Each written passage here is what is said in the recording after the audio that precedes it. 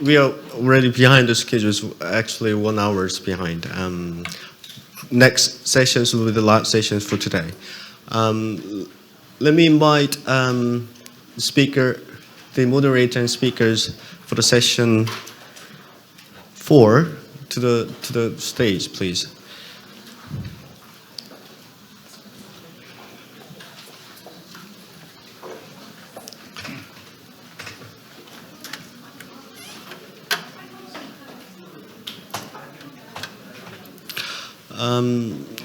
Just one quick announcement.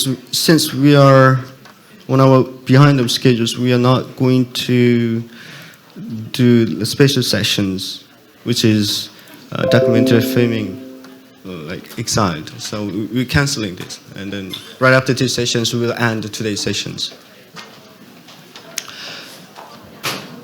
Okay. I'd like to introduce our moderator for this session 4, which is about tackling racism and mobilized hatred in Myanmar and other countries in the region. Moderator is Dr. Ju-Young Lee, advisor to the Human Rights Center at Seoul National University. Please welcome her.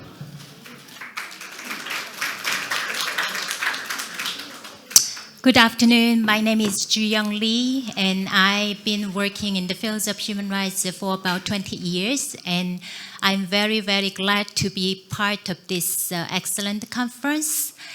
And, we have had very intense discussions on important topics. And again, another important topic, racism and mobilized hatred in Myanmar and other countries in this region of Asia. So we have 3 excellent speakers. And the first speaker is Dr. James Gomez. James is Regional Director of Asian Center. And in recent years, he is leading an important project, Freedom of Expression project on fake news, hate speech, and misinformation.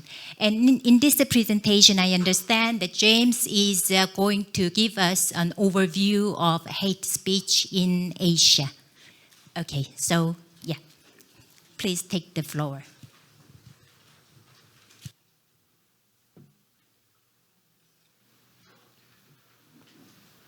Yeah, thank you very much.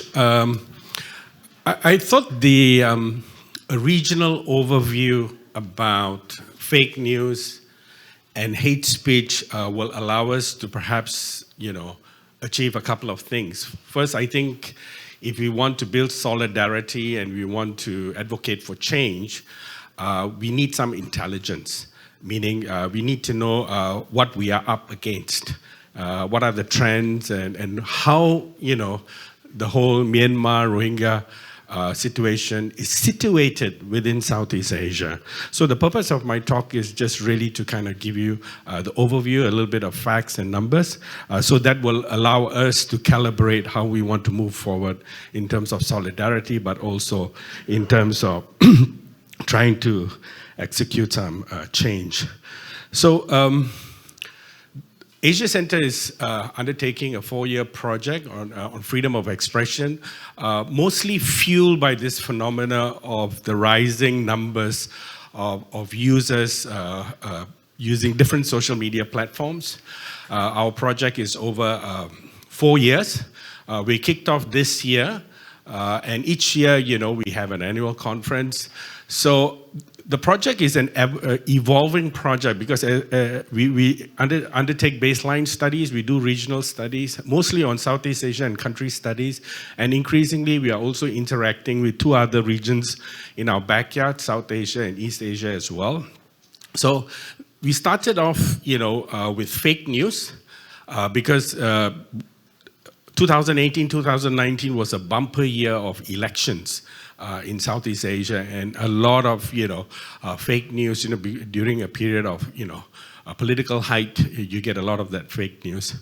And next year we are working on hate speech, and part of how this evolved was a lot of the hate speech that was used to mobilize for elections around identity politics was fake. And then, it kind of, viralizes and then leads to incitement and then violence and so on and so forth.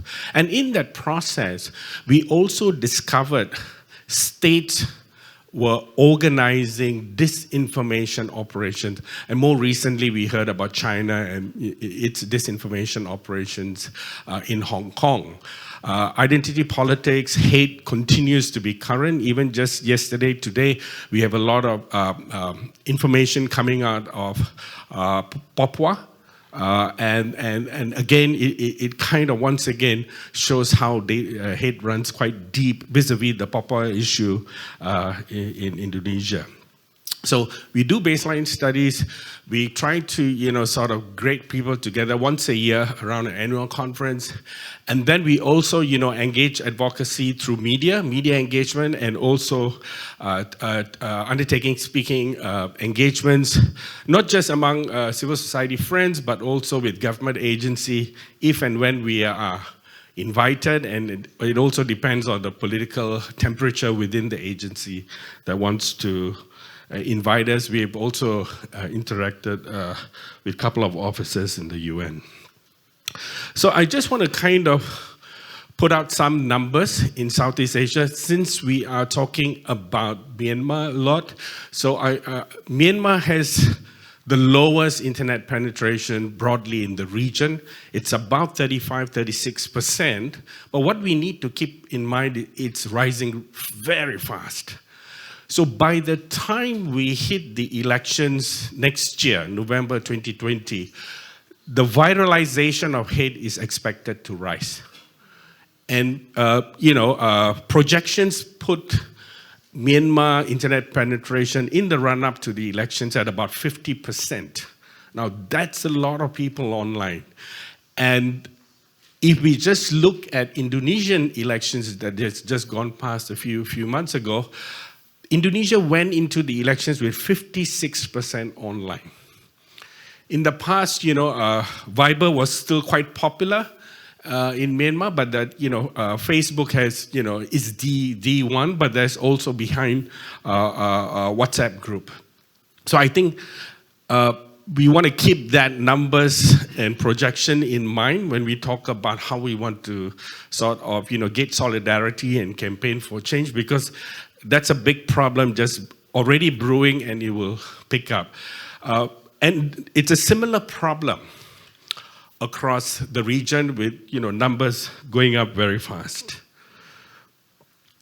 And also, we spend a lot of time on social media. And people consume, the facts are almost 95% or more who are online access information through their phones in the region. And Southeast Asia still spends, 3 to 4 hours on social media, and that's being very, very economical, because we just look at ourselves, we know how much time we really spend on social media, right? So it's way, but because this is an averaged number across populations that may or may not have a phone or internet access and all that kind of anomalies. So it's a lot of people are using handphones and accessing information, social media.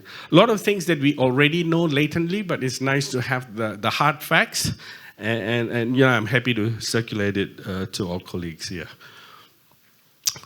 So I think before we get into hate speech and how that's operating, it's good to know where it's coming from.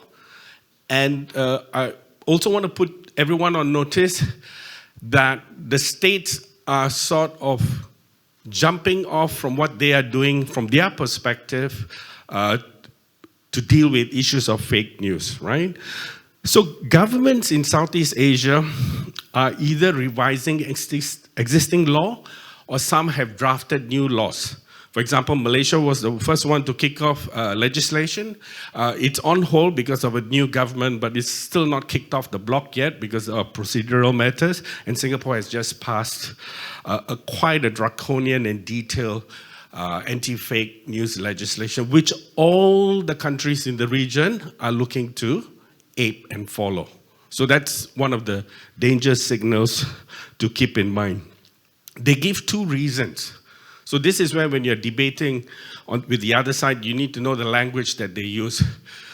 The first language they use when they propose the legislation is national security. So in countries that are not that diverse in terms of demography and population, like such as Vietnam, I mean, we can debate that, but just to show you the language that they use the language of security, national security. Thailand also uses that kind of language. And the others is straight, fake news legislation. So those who use security language, they frame the laws according to cybersecurity. So what is it that the states are so concerned about that they want to modify the behavior of its citizens?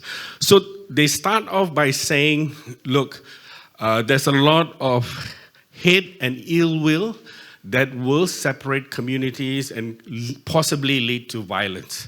So that's their sell. That's what they sell to the people.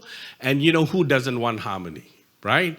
So intellectually, that's what their starting point. That's what they say. Another feature is many states, especially one-party states, military regime, they're very hung up about their reputation, right? So they do actually articulate, sometimes in law, but at least by intention, that the reason why they're having such laws is because of reputational harm. And sometimes it becomes personal, especially in Southeast Asia, where leaders tend to be very sensitive of their image and all of that.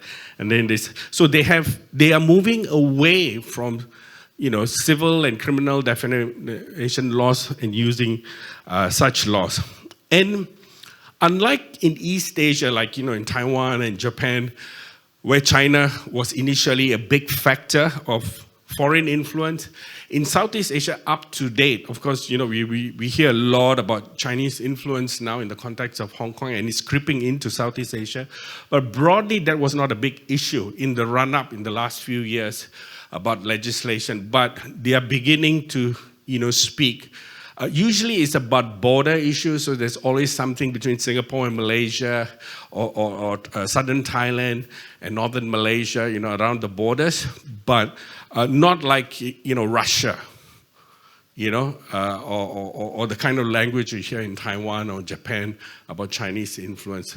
But the Chinese element is increasingly coming in, especially through recent reports, released by the US state and also US aid funding priorities for Region 2, so on and so forth.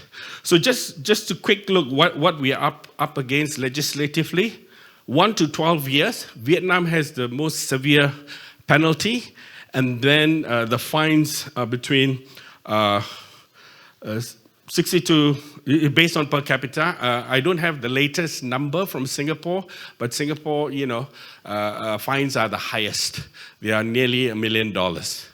Right, especially for tech companies.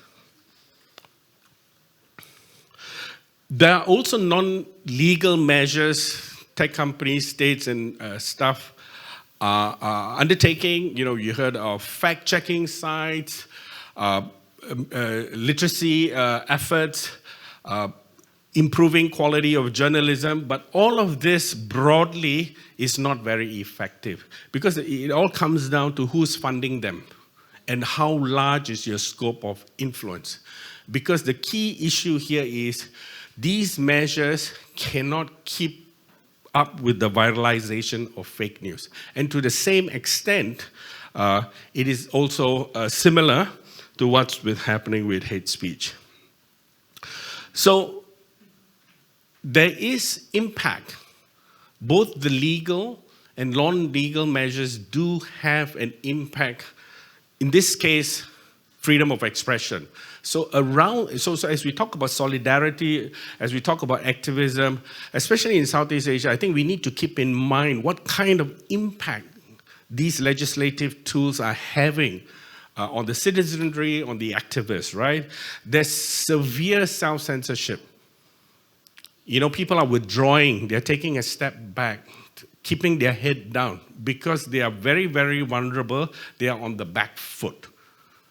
Add to it the challenge of funding, it's a difficult environment that we are getting into. So I think this is what's happening. And if we want to, tackle issues of hate speech and so on, we need to know what we are dealing with in terms of the legislative landscape, but also the psyche of the people and where NGOs are at in terms of the threat they feel, the pressure they feel, the kind of helplessness they feel, plus dwindling or non-existing funds. So the fake news really, has been a good fodder to fuel hate, fake news. So I want to just sort of draw attention to the UN, work and definition. Broadly, people still can't agree with what is hate speech. There are definitional issues, and then there are also challenges because in terms of freedom of expression. But the working definition is the speech that gives rise to incitement and harm and violence.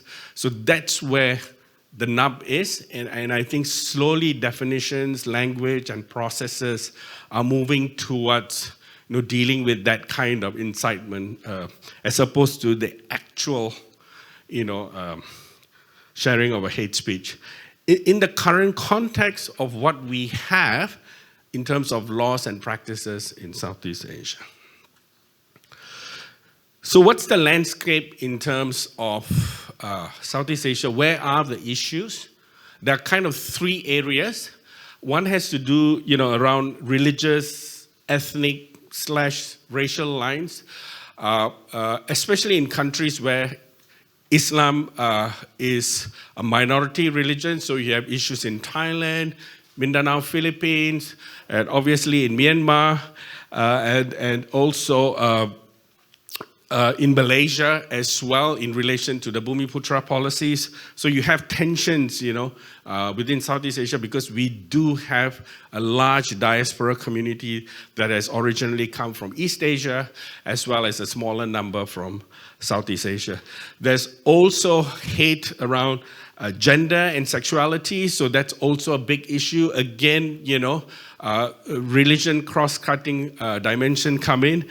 But there's also a slow but emerging sort of anti-foreigner feeling, a lot of it increasingly directed at Chinese workers. You get a sense of it in the Philippines and Cambodia. So these are the things that are on the boil in the region, and we need to kind of keep that in mind. There are pipelines for hate speech legislation. They don't call it that. They call it social harmony bill, religious harmony, so on and so forth. Singapore was the first one to introduce it almost 20 over years ago. They have announced revisions. Myanmar has a few things on the works. Malaysia has also announced several ideas, but at the moment they have said they will go with a kind of a harmony commission. We don't know what the mechanics are.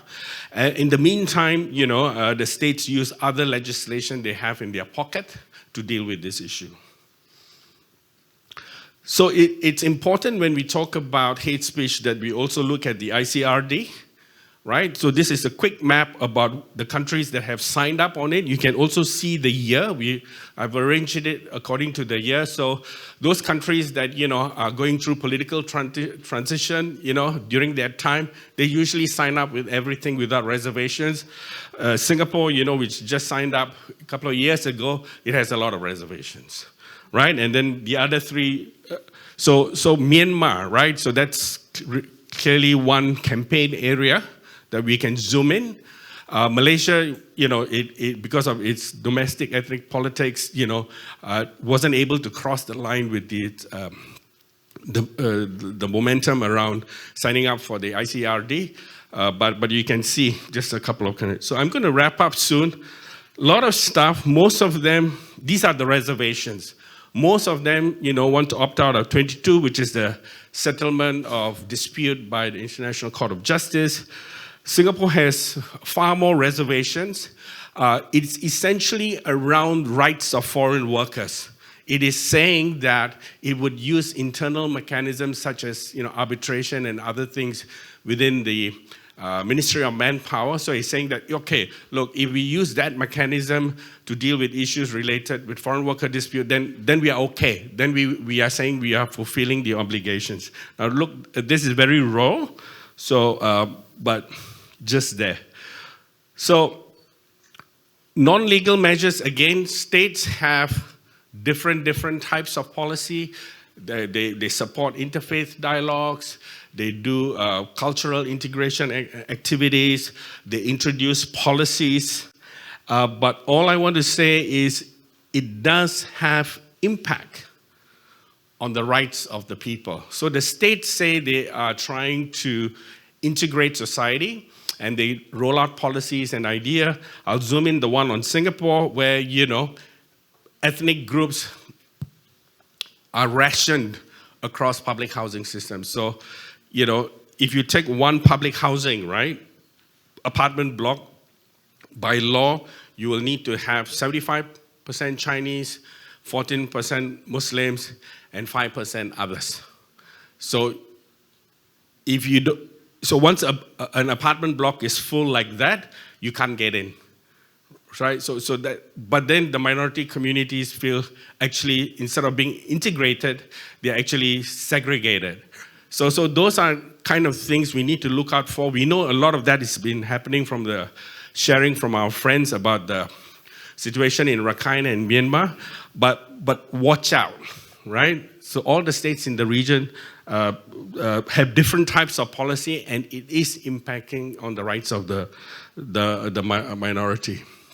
So that's really a quick rushed overview, so we can get a sense of where the situation in Myanmar may be located in the context in Southeast Asia, and watch out for the announcement of harmony, social harmony, religious harmony bills that will come the Southeast Asian way. Thank you very much. Thank you very much, James. James gave us an overview of a very worrying trend of rising hate speech throughout Southeast Asia, especially through the new social media, Facebook, WhatsApp, and other devices. And also, it makes us think that what would be the right approach to, encountering hate speech and racism and disinformation, because some of the governments, they on the surface, they say we try to tackle hate speech, but at the same time, they try to introduce some of the legislation imposing, strengthening more censorship. So I think at the end of this session, we can think about what would be the right approach, appropriate approach to countering hate speech. And our next speaker is That Sway In. And as we already heard in the morning session, that initiated a very important, very good campaign, White Rose campaign, right? Yes. And that is executive director of the local organization, human rights organization called Synergy. And he has been advocating human rights within Myanmar, promoting diversity, tolerance, and dialogue among people. And so we are very glad to have you here. And he's going to speak about the situation of hate speech within Myanmar. So please take the floor.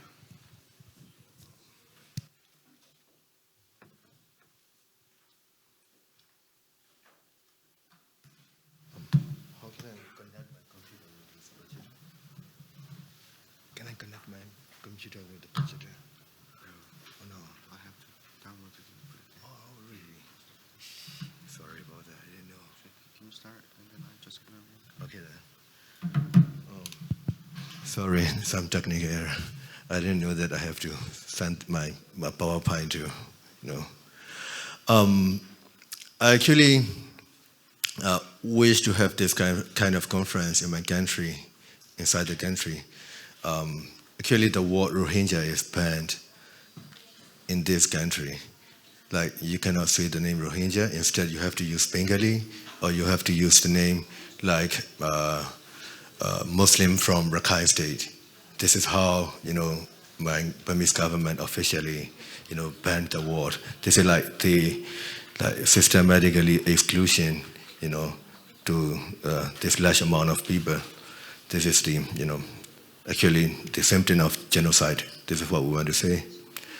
And since this morning, like when I hear a lot of things about, all this happening in the Rohingya community, but at the same time, I was also thinking that, our Burmese people should also know what the war is concerning.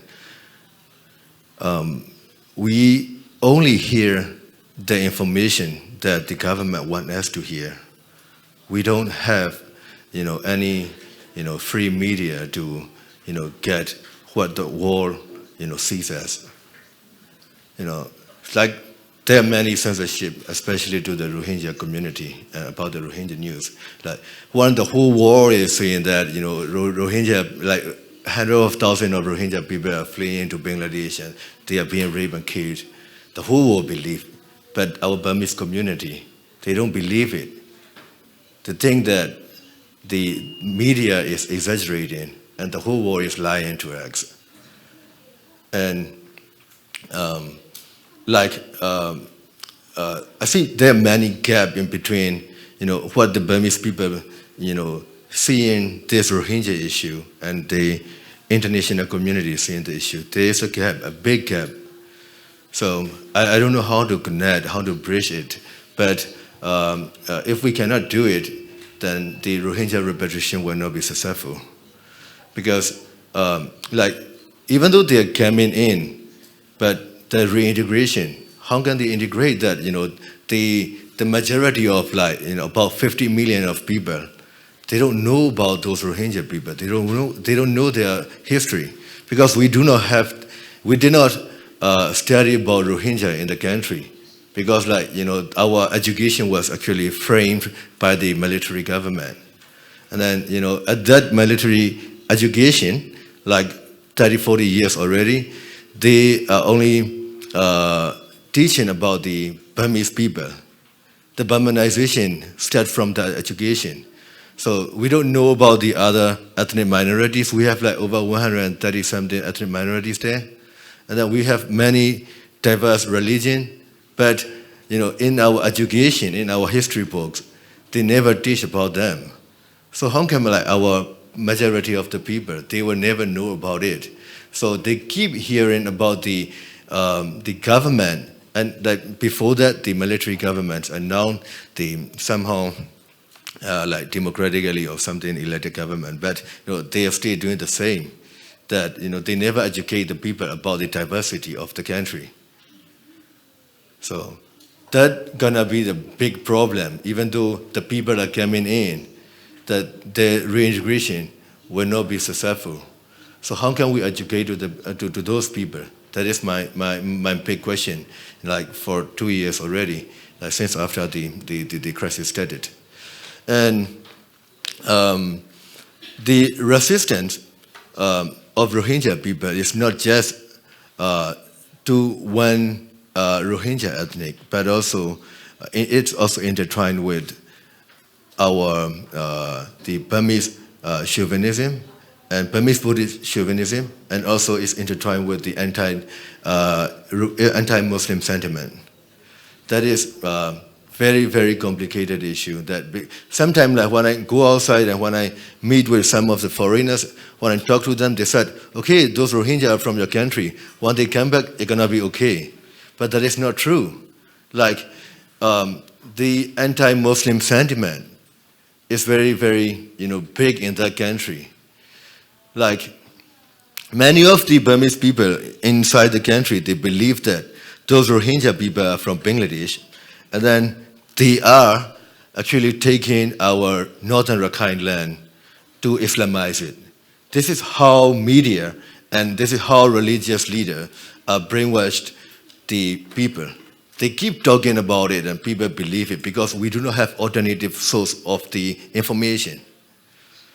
So, and they keep talking about it for many years. The Rohingya crisis only started like around 2012 or something, but there were many incidents before, and not only relating to the Rohingya, but also there are non-Rohingya Muslims inside the country, but the hatred towards those people are also there. So, it is going back and forth, and it's already like this. So this is the religious and racial conflict timeline. This is just taken from the 1997, but before this, there were many conflicts since before that. Those are the non-Rohingya area until 2013. You can see that Pye, Bago, Yangon, and in 2001 Pye, Odwin. These are like central Burma, and then the Burmese majority area, but there are many non-Rohingya Muslims living in that area.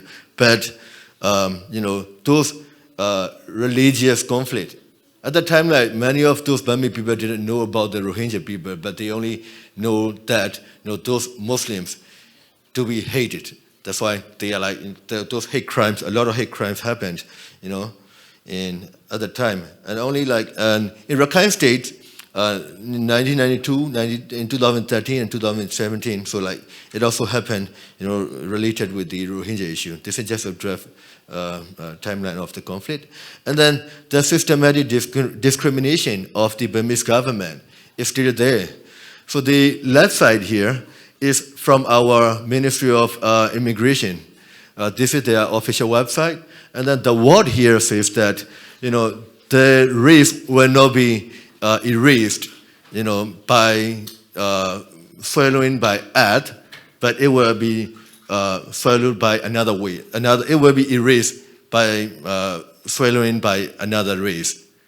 This is a very racist slogan of our Burmese immigration. So it means, we all know that when we see that, we all know that. So this is sort of a warning sign, to those Muslim people. And then if you are a Muslim, you will not be able to get your ID card, and then you will not be able to apply your passport. Even though you have an ID card, you have to go to a different line when you go apply the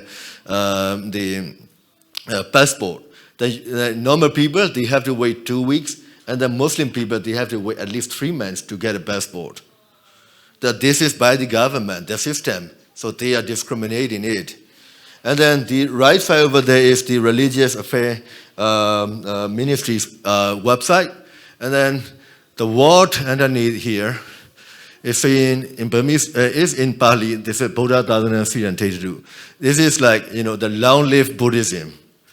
So the Religious Affairs Ministry should be only, should be for every religion in the country, because our constitution says that we have, they recognize every religion in the country. But, their website is saying that, they are only focusing on one religion. This is the systematic, the state violation to the minorities. And then there are also many kind of those non-Muslim villages, especially in the Korean state. Sorry to say about that. And they said those Muslims are not allowed, and then if you marry Muslims, or if those Muslims are staying here, they will be kicked off. This kind of signages are everywhere in many villages in Burma, but it's getting larger. You can read it. There's some translation beside. This is as we said, the Mabada. This is the problematic organization. We said, this is how Mabada strengthened. This is the case that some Muslim people are doing a birthday celebration of the Prophet Muhammad in the city center, and then those Mabada people came to shut it down, and then those people they are wearing masks here, and then the building behind here, this is the ward administration office. So they surrounded the office and to force the authority to shut down that event. And then you see the guy over there. He's actually, he is checking the police back whether those documents are true or not. That the police already have the approval letter from the higher authority to allow this event. But this guy, he is one of the Mabada leader, and then he came there and then checked all those documents without any authority. Then it happened. The police even have to allow him to check all the documents from them. And then those policemen over there. And then this is a very recent activity that the guy from the center, he is a former MP from the USDP party, and then they organized that anti-UN rally. And they are like doing the army supporting rally, in the city center, because the UN is doing the, US, sorry, not UN yet.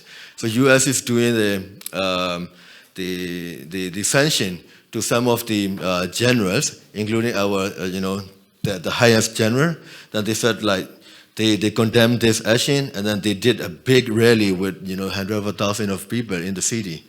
And then the guy over there, the two very gentlemen at the rightmost side. So they are the famous Wiradu, and another one is one of the famous monks in the country called Sidiku Searo. So they are also preaching that they support army or something like that, this kind of thing.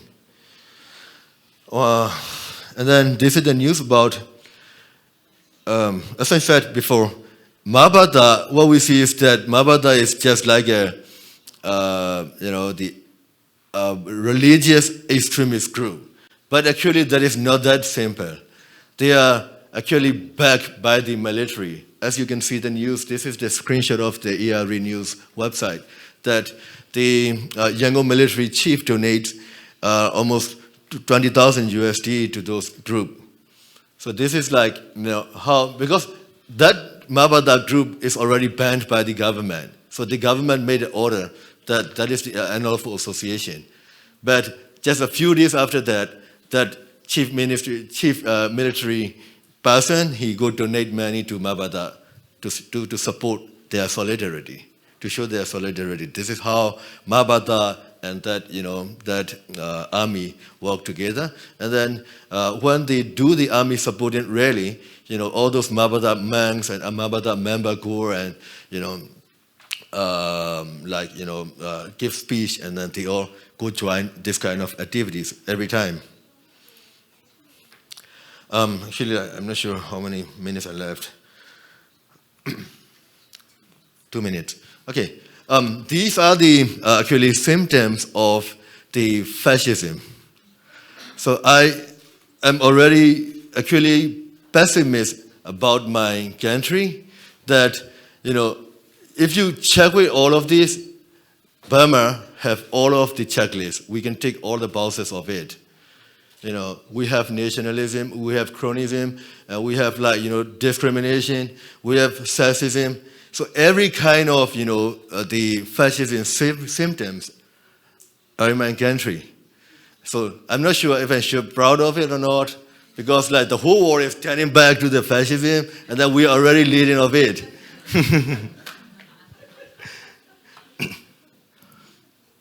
And then, that all the bad things are happening. Also, what the activists are doing.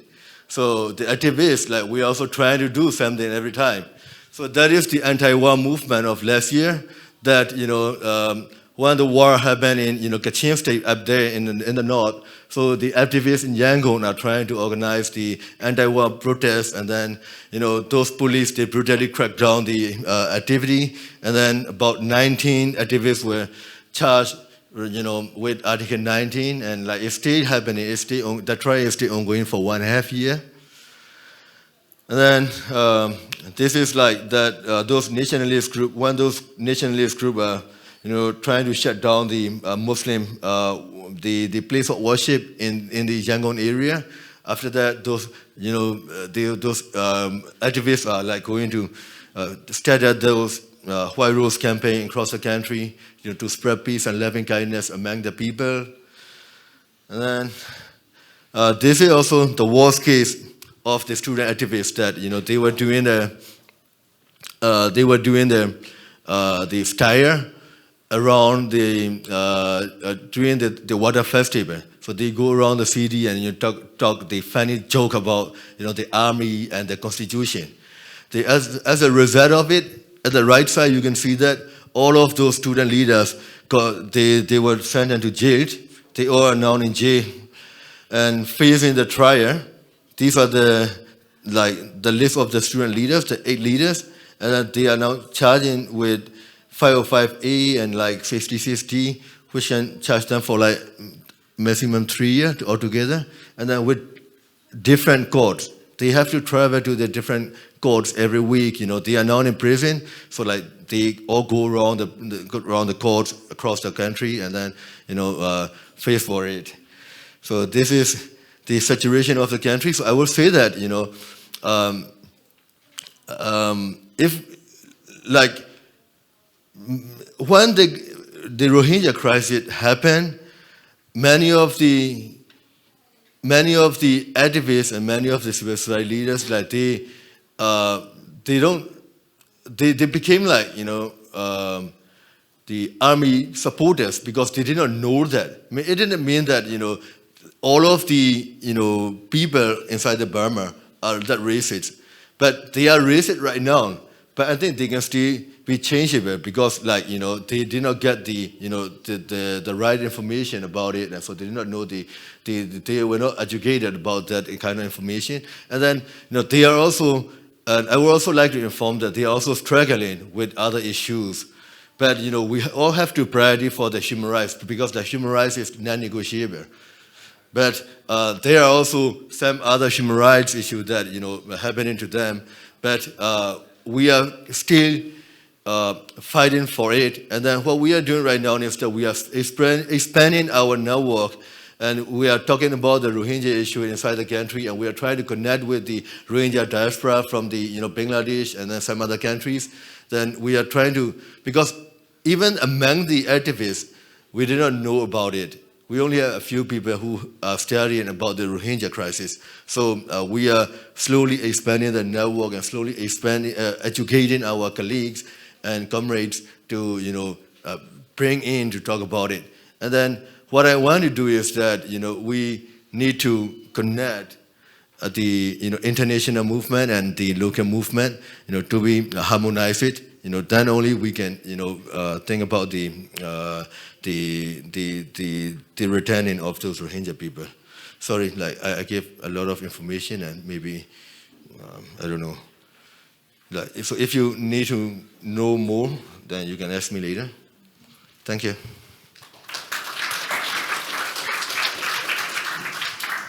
Thank you very much. It's a pity that we cannot hear more, but yes, during the Q&A session we can hear more views from you. And that has given us really a vivid example of how extremist groups and backed by military mobilize the racism and hatred against the Rohingya people, and how this kind of campaigns,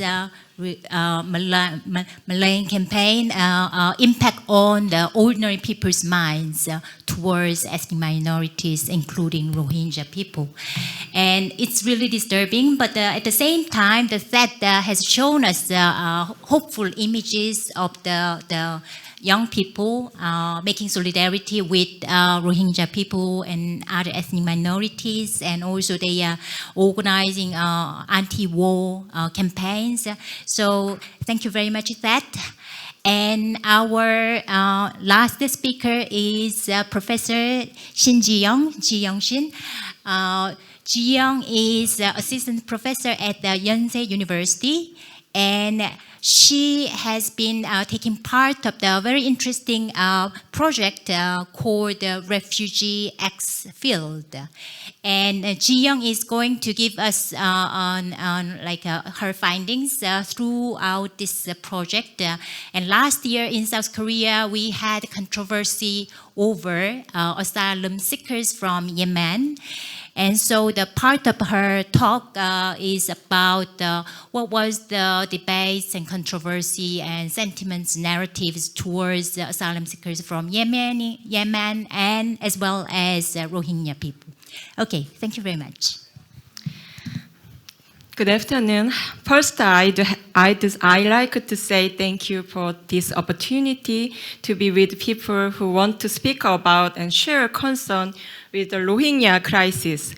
I'm Ji-young Shin, a researcher based on Yonsei University. A team of our researchers and activists, including myself, have been undertaking a project titled Refugee and Field. The first occasion where we learned about the Rohingya crisis was the teach-in that is one of our activities, titled The Stories of Rohingya Refugees with the lawyer Ki-nam Kim. Thank you. After the lecture, we had a long discussion during which we thought hard and talked about the way we would be able to probably listen to their action, stories and actions, make their stories heard. Our presentation for today is based on the manuscript written by 4 of our team members. I hope these pieces of writing to be what I would call an act of bearing witness from the outside. Also, I hope to see more of a witness like us, the Rohingya issues. I believe this to be a form of resistance against new racism, which entailed the proliferation of hate speech among minority groups to the ruling group's ends. I'd like to begin with this slide, a poem and the testimonies of Rohingya villagers who survived the massacre. When we hear about violence, massacre, sexual harassment, genocide, and many others, we tend to ask why there was a massacre there. But by asking such a question, we may fall into trap which justified the massacre. Therefore, we must speak as a witness before point out the causes of historical, religious, and ethnic conflict.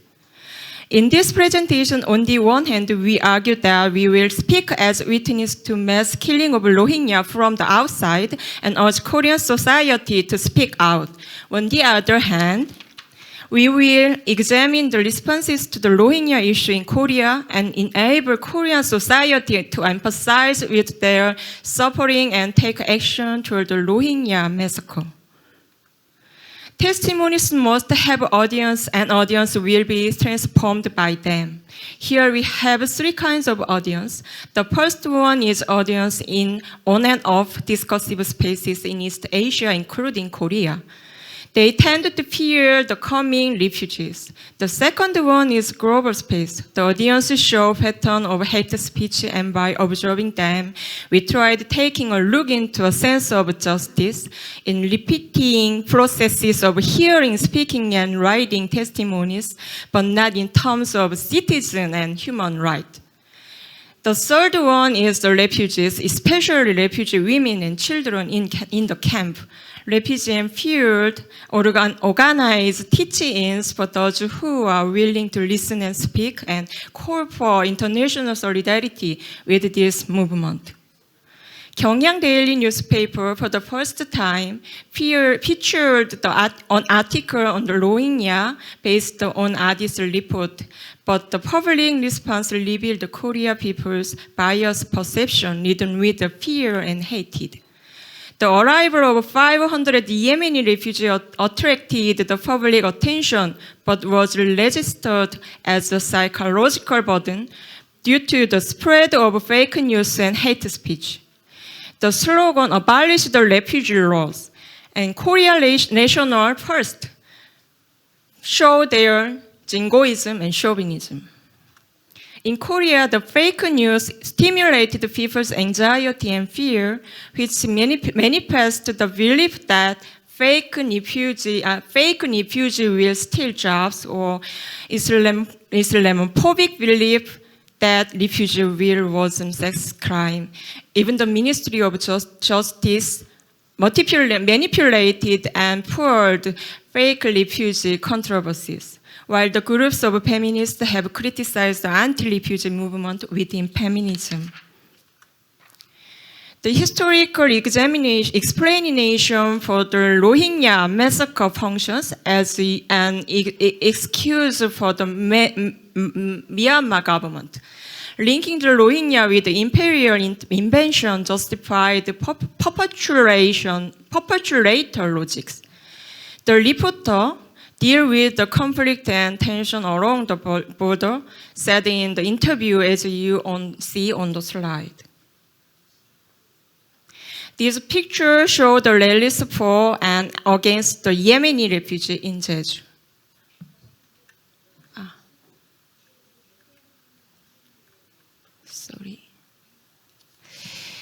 Distance makes sympathy possible, whereas direct contact triggers hatred. Korean society shows this tendency in the case of the Rohingya and in regards to various others.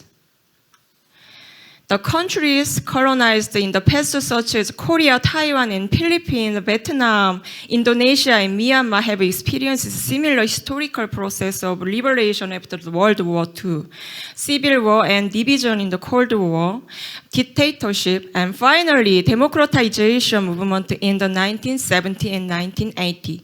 But even within the such resistance movement, the others, for example, the minority groups, have been hidden and invisible. So from the wider context of shared history of Asia, we ask, in what way can the Rohingyas' history, their suffering, be written in the Asia history? And this question will be extended to other minority groups and their places in the process of democratization. The cause of Rohingyas' persecution lies not the historical, religious, and ethnic conflict, but in the exploitation of the conflict by the authorities to seize the power. Imperial countries and dominant political groups employed the strategies for the ethnic and religious hostility in order to seize power. The British policy of divide and rule gave rise to the antagonism between the Rohingya and Burma by giving preference to the Rohingya. The Japanese Empire also intensified that antagonism by giving preference to the Burma. Here we have a question of why the Rohingya massacre is still invisible even after the 8 pro-democracy uprising from 1986 to 1992. The movement failed to address the persecution of the minority groups. Even the Muslim protested side by side with Buddhist and nationalist monks during the Saffron Revolution, but they began to be severely oppressed by the dominant and Sudanese government. Those who struggle democracy now keep silence on the oppression of ethnic minorities, exemplified by Suji's stance in the Rohingya. This raises the question of the place of one minority group among minority groups, that is, othering others. The question is addressed to post-8A Myanmar and South Korea in the aftermath of Jeju June uprising in 1987 and 2016 candlelight rallies. Korea organization to actively publicize the Rohingya issue, like ADI and KHIS, are very few in number. On December 18, 2018, they withdrew the 2004 Gwangju Prize for Human Rights given to Aung San Suu Kyi. Unfortunately, the general public still remained largely unaware of these activities and events. Myanmar immigrant workers in Korea formed an organization called Burma Action Korea and protested discrimination against them and provide overseas support for the democratization of Burma, but they keep silence on Rohingya issues. The Myanmar immigrant workers and refugees are minorities in Korea society. Here we must ask, how are we to maintain our support for them and at the same time voice the criticism against the Myanmar government?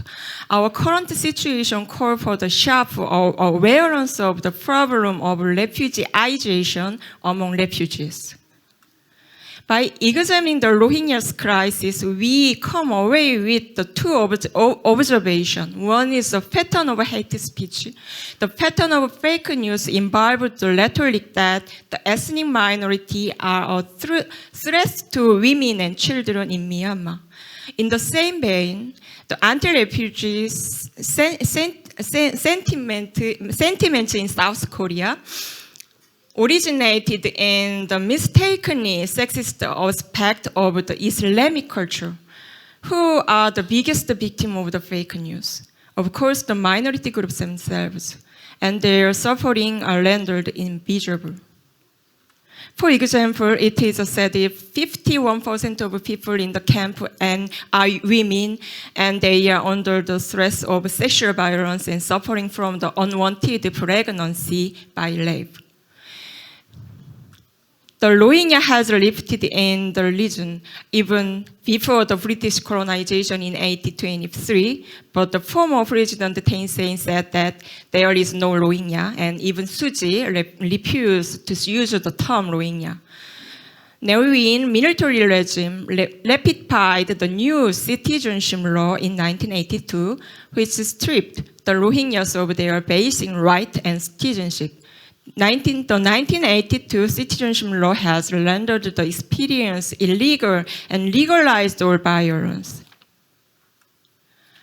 Operation Nagamin in 1987 is proof of how the 1982 citizenship law led the prosecution of Rohingya. The Government Border Control Agency, NASACA, placed restriction on the Rohingyas' travel, marriage, and childbirth. Based on the citizenship law, the Rohingya was forced to carry a provisional ID card, which they refused on the basis they the Myanmar people, while provisional card in non-Myanmar.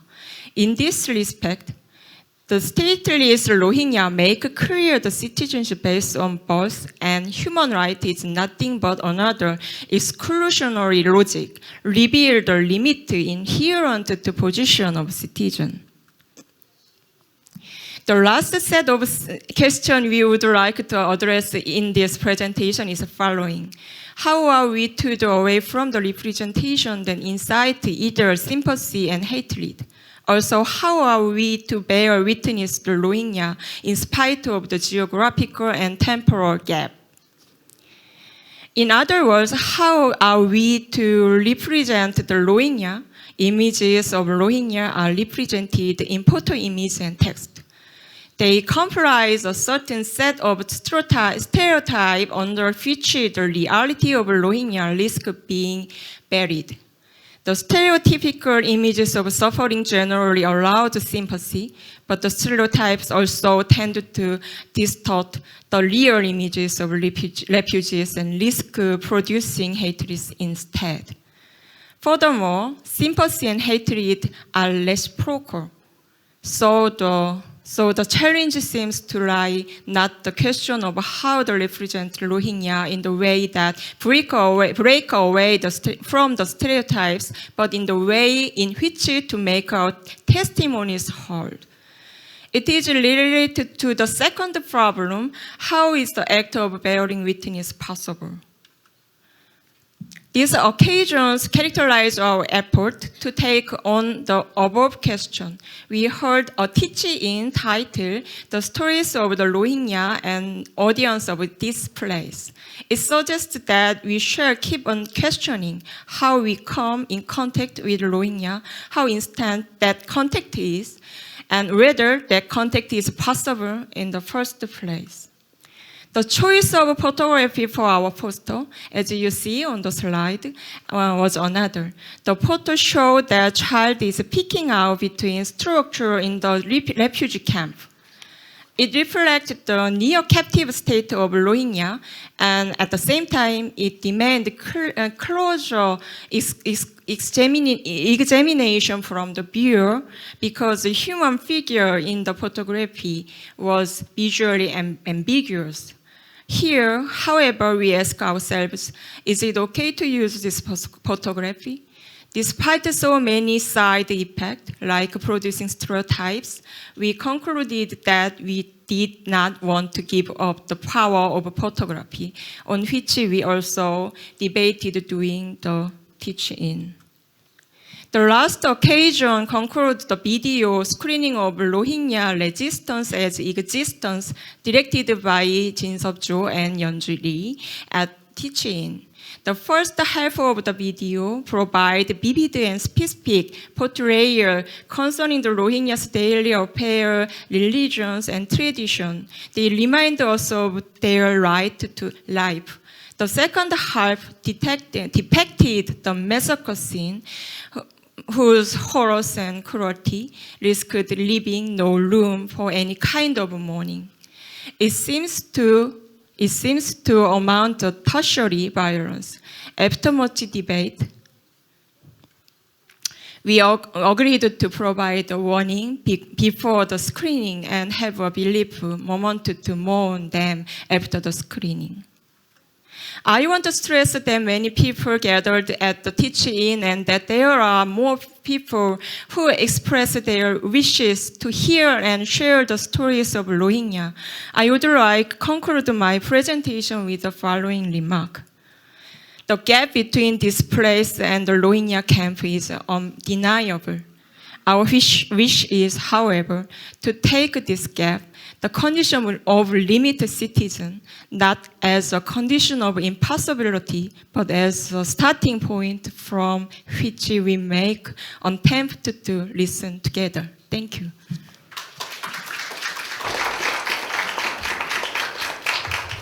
Thank you very much, Ji Young, for sharing her experiences and thoughts from the project that she has taken part. And I think that her presentation leads us think about the gap between the imagined us, the majority, imagined us, and the imagined minorities, imagined ethnic minorities and refugees. How can we bridge the gap? And I think that this is linked with the facts talk on the situation within Myanmar. And now this is a Q&A and discussion session. So yes, already I see the hands. So we will take 3 questions first, and then, So please. So here, 1, 2, 3. Okay, this is not a question per se, and I think this might help the audience, the question is, how do we address hate speech? And I touched upon it briefly this morning that anti-fake news legislation is a dangerous thing.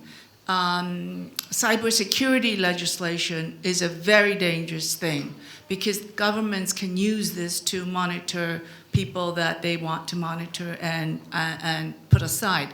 So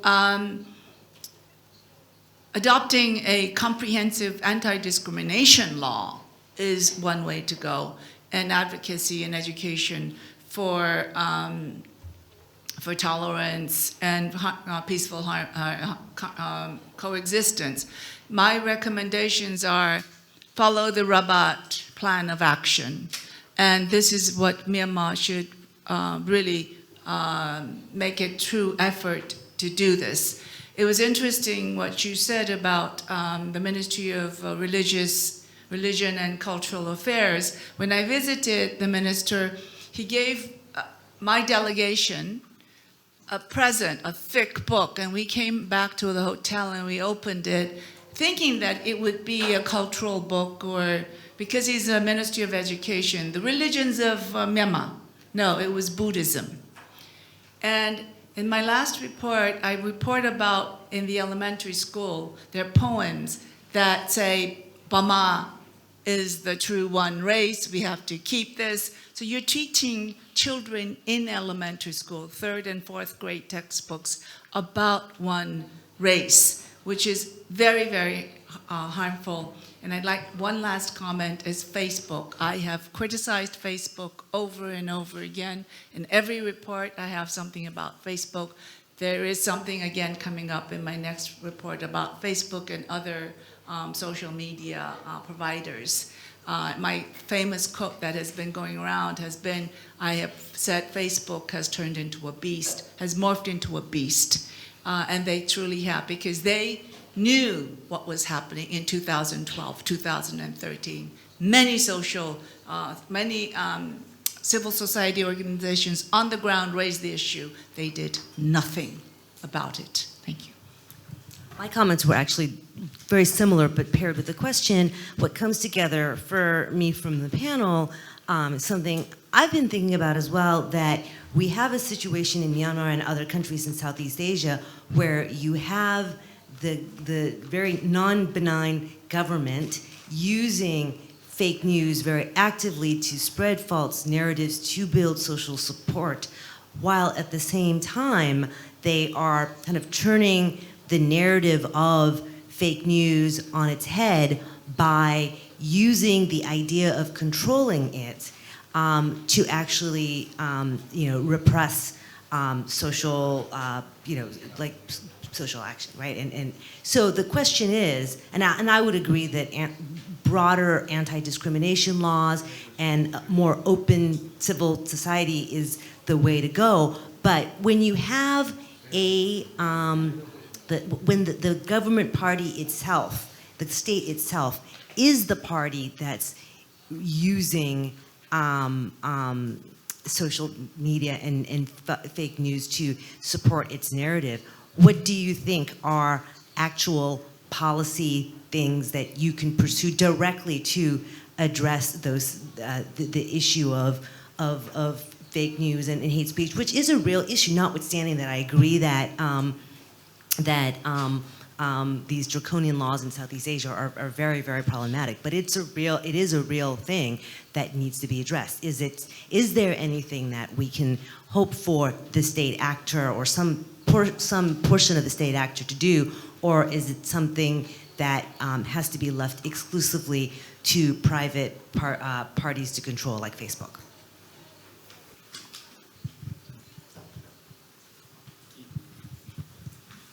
Actually, I have two questions for Tetsuei Win.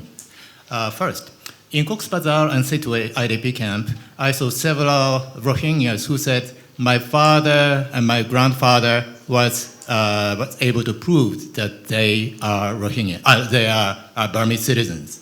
And my Burmese neighbors knew about that. My question is, where did those now elderly Burmese go? Why are they keeping their silence? The second question is that what do you think about the credibility of the people of power, people in power in Myanmar? I think a lot of people dislike the government. That's why they selected the NLD in the latest election. Now, why is it that those people are now able to believe in what the military says about the citizenship of the Rohingya?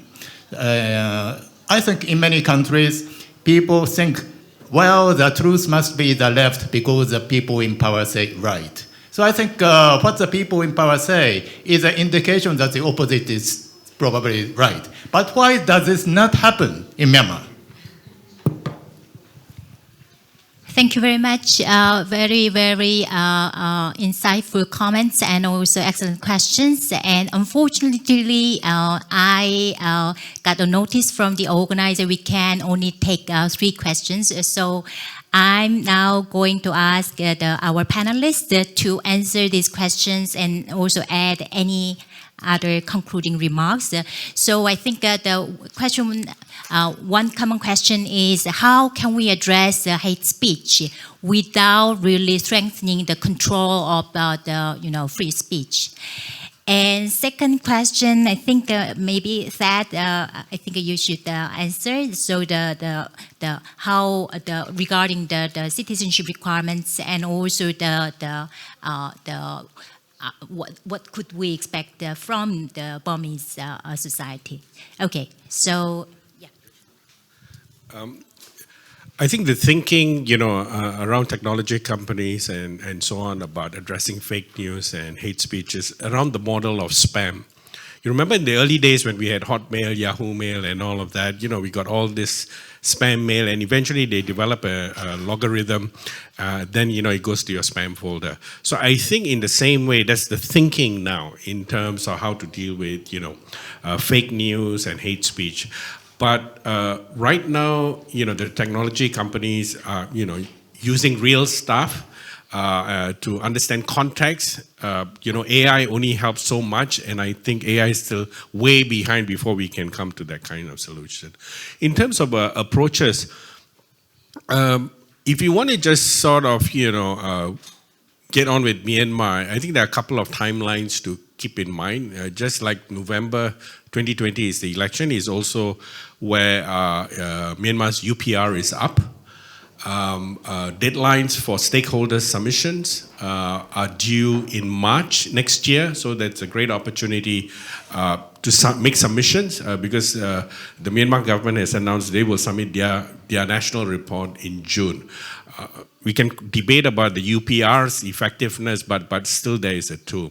The second thing is, in the ASEAN context, to go after Myanmar alone doesn't work very well because ASEAN shields it, right? So you really need to, hold ASEAN accountable. You got to sort of knock ASEAN to embarrass them before, because they gang up. They gang up and they learn from each other. So if you look at the fake news legislation, they already have come up with their ASEAN framework. So the states are talking to each other, right? For them, the legislation is for them to use to backfoot their critiques. So that's their main reason, not so much, in terms of addressing the situation. So I'll just park those two ideas there. Okay. I think for the hate speech law, I think in Burma, they are also doing a harmony bill or the social harmony bill, something that they've been drafted. So the government have drafted the bill, that they revised the bill for maybe three times now. So it's already got to Aung San Suu Kyi and they're waiting for the approval ahead. And also our civil society groups are also trying to, to negotiate with them for some points and also to change the same terminology as well. So there is the situation, but it's been delayed for almost 2 years now. I was part of it actually, but after those delays, then I just left. But it's still pending, at that case. I think it will not happen maybe because of the election upcoming and also many other issues. So I'm not sure if they're gonna adapt it or not. But there is the process, the ongoing process.